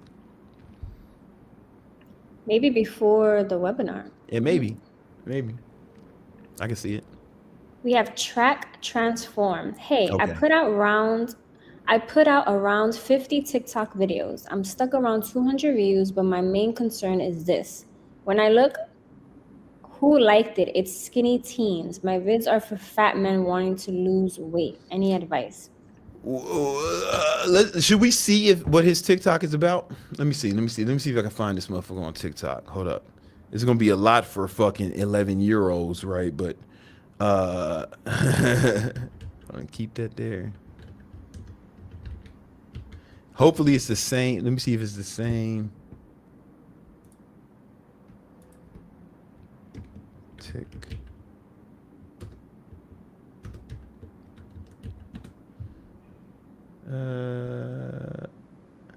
I can't find you on TikTok, player. I'll examine this shit right now. Track transform. Oh wait a minute, hold on. I better spell it right. Hold on. Track.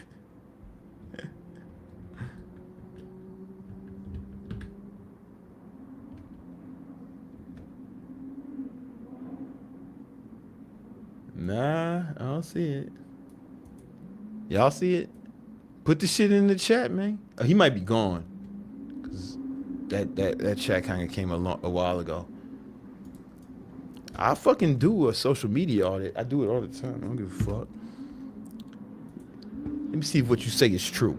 Keep that up. Keep that up. Hold on. Let me see, man. Our next graduate. Hold up. Let me see. Let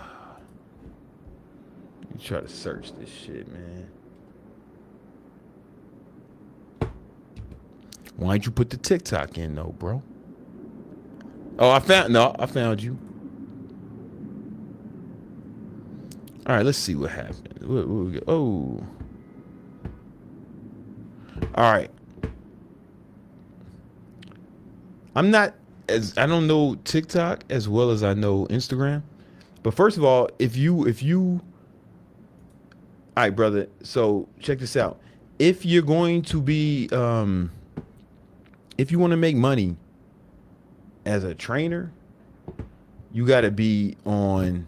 Can you take it off my face, please, DJ Chiquita Grande? Thanks. If you're gonna okay, okay. So to make money as a trainer, like Instagram's the spot to be, right? So we'll examine your TikTok. He said he stuck around 200 views. I see that. I can see it all with this TikTok sorter. All right, I don't like this weird shit you got going on. Calorie target isn't a thing that you just set and forget. You need to update it. Bro, you think this shit's gonna work? This motherfucker. Hold up, man. This shit don't work. Whatever you're trying to do. I don't mean this in no disrespectful way. This shit don't work. What I see. I thought maybe I was giving you the benefit of the doubt. I thought that those were just thumbnails. This shit don't work. Burns a certain amount of calories each day. There's no, okay, first of all, there's no captions. It's like, it's one place you gotta have caption is TikTok. Also, it's like it's not a person, but it's like this might be salvageable if there was captions and it wasn't motherfucking Microsoft Word icons and shit. You know, if it was like Just cooler. being alive. This number depends on a couple of different things like your activity level, your height. Bro, I'm surprised. Yo, I don't mean this in a disrespectful way. It's okay, and I say this with love. I'm surprised you getting 200 views, and I say that with love. Let me watch another one, man, before I make. All right, whatever. The easiest weight loss trick I've ever come across. So Oh, I don't know if y'all can hear it. DJ Chiquita Grande, can they hear it? No, right? No. All right. It's low, But they heard a little bit. very low. All right, yo, man, he's just talking. It's not even captions on here, and it's just like icons. Like this shit was made in Microsoft Word. Like this man screen recorded Microsoft Word. Yo, man, this shit ain't gonna work. There's no version of reality where this shit is gonna work. I'm just being honest with you. I've been in the fitness industry my whole adult life. There's no version of reality where this will work. You're getting more views than I would have suspected. Now, here's one. You want to see what's funny? You know what? Let me do something. I'm going to sort your views by view. I'm going to sort your page by the most views. All right. And yo, what are you doing? Put his initial comment up. Okay. He's right. Okay, never mind. We good. We take it down. All right. So if we go to the ones with the most views, you got one with 14K. How much fat can you gain from one bad weekend? Let's say you do well one day. You want to know why this one did better? You want to know why this one better? Because there's some words on there. Like you got to at least have captions. Yo, bro. Whatever this format is not going to work. And you didn't. I don't think you needed me to say that. I think we can. I think the market has spoken. You tried this format 50 times. It worked once. I will give you that. But this shit ain't gonna work on me. Ain't no version of reality that's gonna work. All right. And I'm not saying give up, man, but you need to find something that works, man. Helping overweight men who's fat. Nah, man.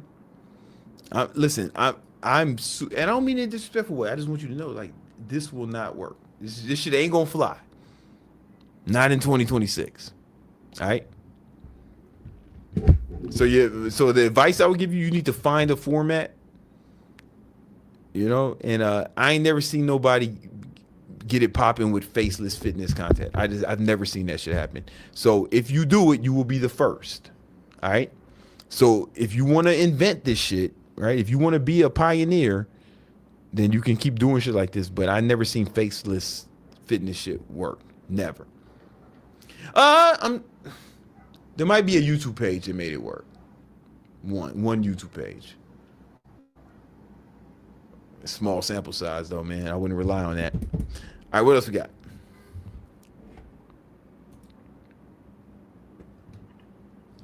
We have Z the Man here. Hey BBC, shout out What's to up? you and your work. My question is, what are the do's and don'ts when you finally break through and start making serious money? How did you handle becoming rich and staying rich? Man, MBA accounting. With simple terms, you invest half of every dollar you make. It's very difficult to go broke if you invest half of every dollar you make. I mean, that's it. Like I could leave it there. I mean, there's more to it. MBA accounting, I talked about it. Never broke again accounting, but just invest half of any money every dollar you make. If you do that, like, it's very difficult to go broke. You have to have like a series of unfortunate events, almost like the universe would have to conspire against you. But yeah, that's what I've been doing. So if I make fucking $1,000, I invest $500. So for me to like spend and ball, I got to make way more money. That's nothing. It forces you to like go harder because you really need twice as much. But when you get it, let's say, this let's just say I'm gonna be simple. This is not real MBA accounting, but let's say I want to get a Rolex, a Submariner, right? Rolex, and it's like 10 bands. And that means I need at least 20 bands. Really, with MBA accounting, I need more than that, right? But just to keep it simple,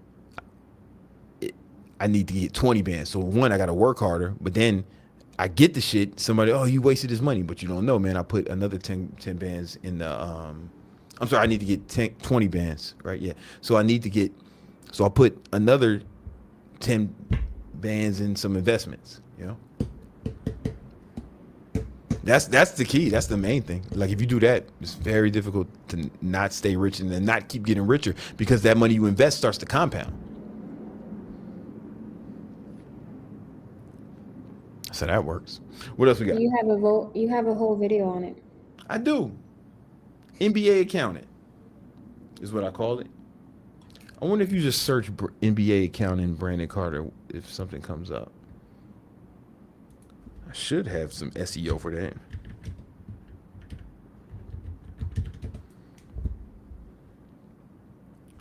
Oh yeah, you search NBA accounting. At least in my algorithm, I'm the first. But there comes a lot. Can't see your page. No, I know. I didn't know it was gonna show up. I didn't want to embarrass myself. But let me see. If I put Brandon Carter, I have too many videos for me to know the name of it.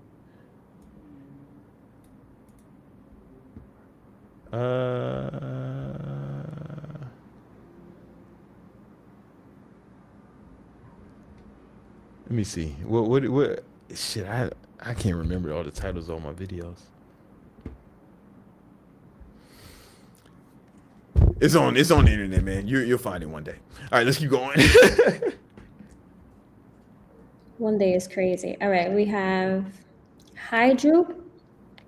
Hey. Network is your net worth. Should I go to Miami or where? I think networking is overrated. Until networking is the most valuable when you don't need it. Like when you don't need it, that's when it's valuable. But if you're trying to get it popping, like it's like difficult. Here's the thing: people are like, how do I get around different people? But if you don't have nothing to add, then you're not looking for a symbiotic relationship. Like you're not looking for some relationship that's mutually advantageous. Like you're looking to siphon value from these people, right? But you can get it popping on your own. You can get shit popping by yourself. Like I was making multiple $100,000 a year, grew my YouTube page to 100K, was making moves and shit without knowing nobody, barely leaving Queens, New York. You know what I'm saying? Like I ain't know nobody big. You know, I wasn't out here networking with motherfuckers. I was just focused, head down, grinding. You know what I'm saying? Like straight up. And then once I like got it popping, I started naturally meeting other people who had it popping. And then we started doing shit together, but we didn't need each other. But those relationships became like super valuable. Networking is overrated until you don't need it. We have Steven, your BBC. What's your mindset after a losing day in trading if you followed your plan? Oh, it's fine. If I follow my plan, then it's just like, yeah, I mean, I just know, man, nobody has a 100% win rate, right? Okay, it's one of the lost days. It happens. It's just part of it. Like, you just got to understand, it's part of it. But if I followed all my rules, that means I didn't lose a whole bunch, right? Because that's part of the rules. So I'm still probably up for the week. Definitely still up for the month, right? So if you follow all your rules, then you should be good. It's part of it. Nobody has 100%. Nobody has 100% winning days.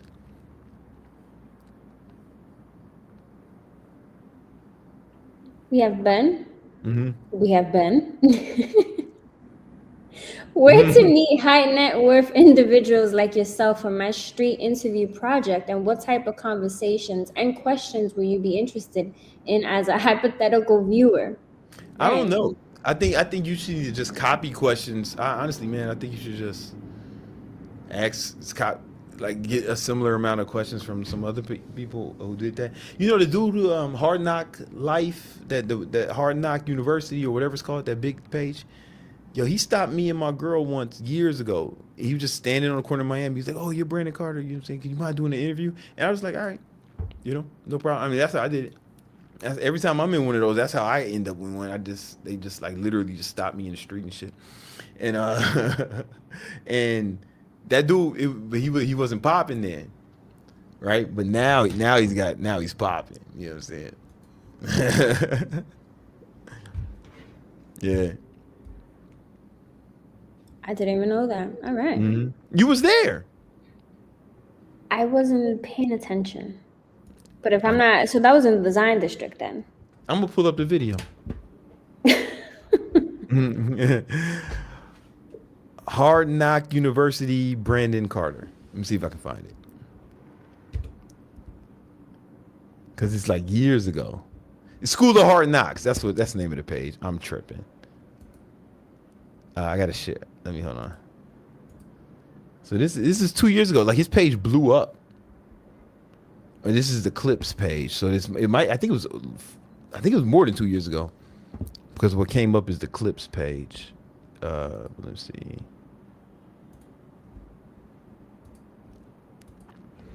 Yeah, man, right here. He stopped us in the street. We were coming from a restaurant. Most amount of money that you've ever made in a single year. The most I've ever made in 1 year is 10 million. What industry? Can't see it. Oh, sorry. Sorry. Let's run it back.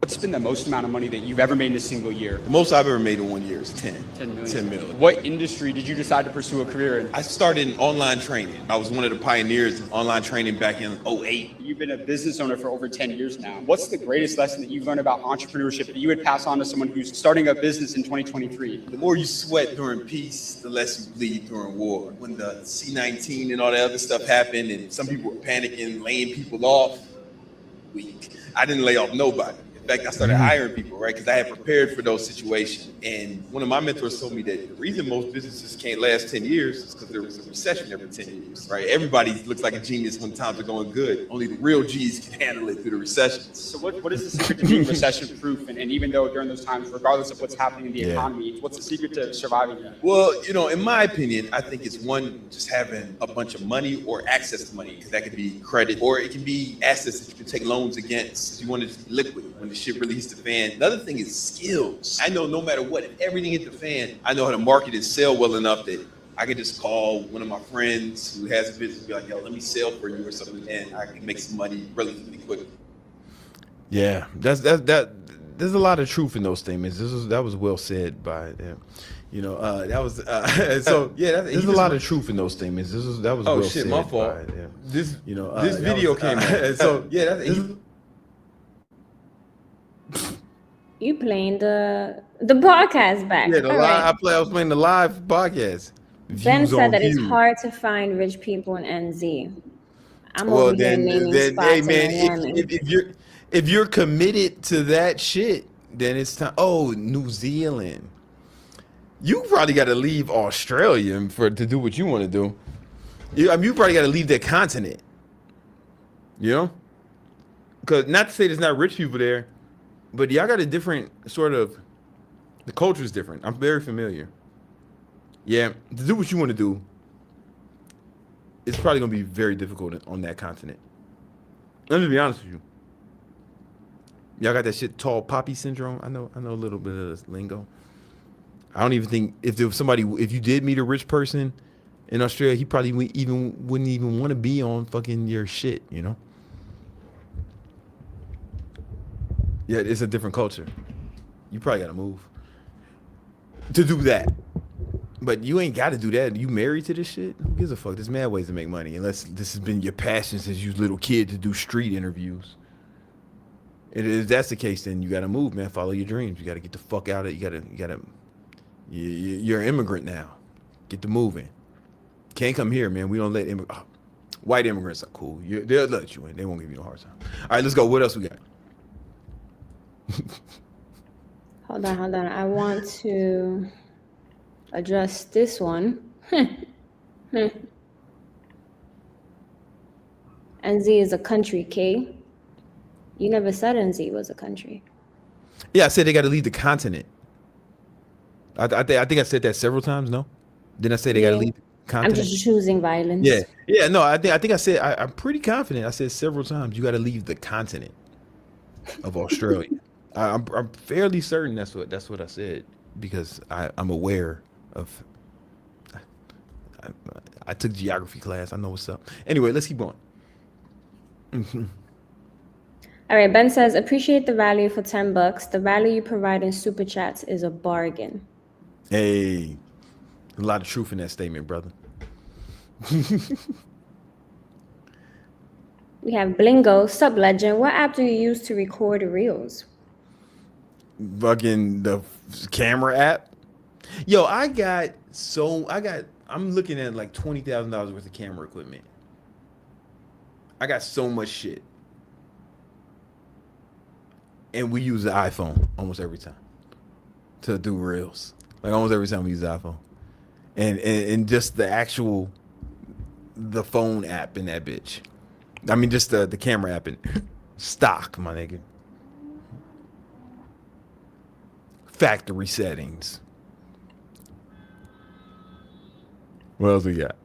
And we're going to end it with Real Coach Low. Yeah. It's not a super chat, but I like what he said. I've grown over 10K followers on IG in the past couple of months using Brandon's methods and Let's go. HTT 2.0, and I'm getting a lot of clients. Oh shit, that's what's up. Awesome, man. Yo, congratulations. Yo, hold up, man. I need a photograph of that. Hold up, man. What is Yo, shout out to you, brother. Yo, read what he said again. We have Real Coach Low says, I've grown over 10,000 followers on IG in the past couple of months using Brandon's methods and HTT 2.0, and I'm getting a lot of clients. Hey, I'm proud of you, brother. I'm proud of you. Guys, if you want to join him, if you want to start growing your following, getting some clients, making some money, working for yourself, I'm doing a live training on August 2nd where I'll show you exactly how to grow your online fitness business using AI. I'm going to show you how personal trainers are making an extra $300 to $500 a day using AI, right? We're using AI to come up with content ideas, help us come up with content ideas. We're using AI to help us write scripts.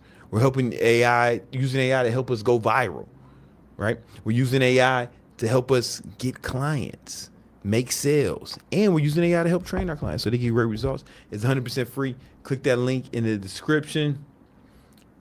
Make sure you register. It is 100% free. And also, if you're trying to get in the best shape of your life, I got this free tool for you called the Ripped Roadmap. All you got to do is put in your height, your weight, your gender, your goal, your age, and upload a photo of yourself. That this free tool will figure out your body fat percentage, tell you how many pounds of fat you're holding, and most importantly, it's going to tell you exactly how many calories and how much protein you need to get each day to accomplish your goals, and it's going to give you like a timeline of when you'll hit that goal, like week by week, and what you can expect. 100% free tool. Click that link to get it. All right, y'all, man. This has been another episode of that Victory Talk. We got one at the buzzer. One more. Somebody came in at the buzzer, huh? We got Kev Vega. I'm a young OG, 27 years old, 235 pounds with 35% body fat. I've been in the lab 5 days a week doing people, also tracking, not slacking. What's better? He's doing that. He's not doing people with push-pull legs. That's a fitness. You got to put the periods, bro, because that's I get it. He was doing 5 days a week doing people. What's better, people or full body? Oh, full body, man. I have whole videos on it, and even the whites agree with it. Like Jeff Nipper and Huberman, they've been saying, like, even the whites are in agreement. I've been saying it for 10 years, man, but they starting to catch up. The whites are catching up to it, so that's dope. He said he's been in the gym the last 4 weeks and he's been seeing progress. Awesome. Let's go. Let's get it. All right, guys, man, this is the Victory Talk podcast. We do this every Tuesday and Thursday at 7 p.m. Eastern Standard Time. No, we do this at 5:30 p.m. Eastern Standard Time. 5:30. All right. Holla at y'all. Peace.